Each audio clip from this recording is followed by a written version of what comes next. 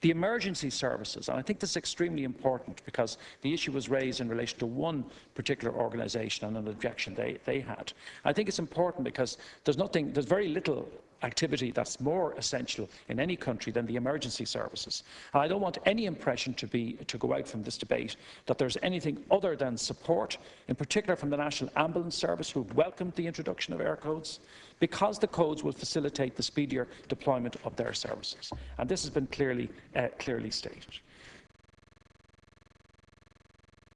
And is it true? Can we prove it? Oh, Bernard, a good speech isn't one where we can prove the minister is telling the truth. It's one in which nobody else can prove that he's lying. Yes. Are there any plans to set up signs to indicate what postcode areas people are entering as they travel or anything like that? Not at this point in time, no, there isn't. So are people likely to know what postcode they're nearest to if they have to call the emergency services?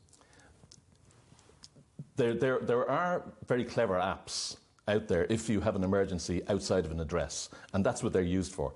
A postcode system isn't designed to locate you outside of an address. That was talked about as one of the benefits this emergency services benefit. So if you're calling the emergency service and you're not at home, is there any use for a postcode? If you're in a premises, either a business premises or an address, then it is a benefit.